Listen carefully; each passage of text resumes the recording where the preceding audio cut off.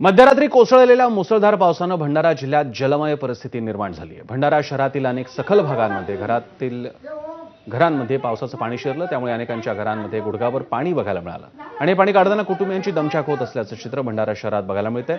अनेकांनी पाणी काढण्यासाठी विद्युत मोटार पंपाचा वापर केलाय। भंडारा शहरातील रुक्मिणीनगर परिसरातील धांडे या वृद्ध दाम्पत्याच्या घरातही गुडघाभर पाणी आहे। त्यांचा मुलगा देशाची सेवा करण्यासाठी जम्मू काश्मीर इथं लष्करात सेवारत आहे, मात्र त्यांच्या घरात शिरलेल्या पूरस्थितीची पाहणी करण्यासाठी प्रशासनाचं कुणीही अधिकारी किंवा कर्मचारी भटकला नाही। वृद्ध दाम्पत्याच्या घरातून आढावा घेतलाय आमचे प्रतिनिधी प्रशांत देसाई यांनी।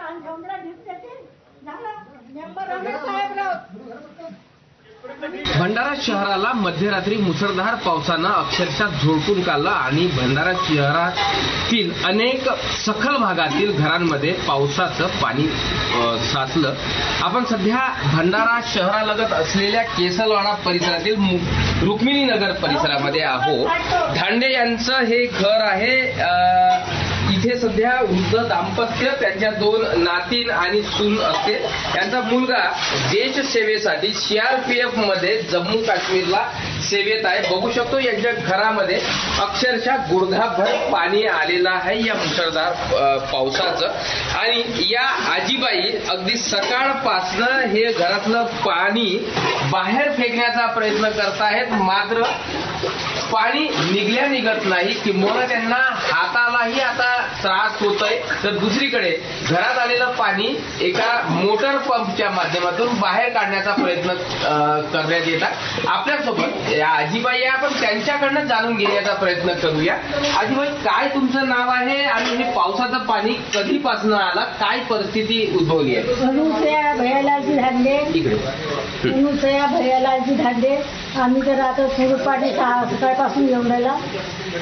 दोघं राहते, मुलगा CRPF मध्ये आहे आणि तिने रूममध्ये स्वयंपाक नाल्या नाही केला, त्यामुळे नाल्यामध्ये पाणी येऊन राहिलं। त्यानं पाणी नाल्या नाही केला, त्याने भरले करणं पडवायची होती। दरम्यान विदर्भातील पुराबद्दल मुख्यमंत्री फडणवीस यांनी सभागृहात काय माहिती दिली, पाहूया। ज्या ठिकाणी एसटीच्या बसेस अडकलेल्या होत्या तिथल्या पॅसेंजर्सला काढून तिथल्या नजीकच्या शाळेमध्ये त्यांना रात्री ठेवलं, त्यांची सगळी व्यवस्था केली। आता त्यांना पाठवण्याची व्यवस्था केलेली आहे। गडचिरोलीपासून नागपूरकडे वाया आरमोरी जो रस्ता आहे तो रस्ता बंद आहे, जो रेग्युलर रस्ता आहे तो अजून सुरू आहे, त्यामुळे आता त्या रेग्युलर रस्त्याचाच वापर चाललेला आहे। गोसीखुर्दचं पाणी सोडलं त्यावेळी आपण ते पाणी जिथपर्यंत जाऊ शकतं गडचिरोलीपर्यंत सगळ्यांना अलर्ट दिलेला आहे, त्यानुसार त्याची कारवाई चाललेली आहे।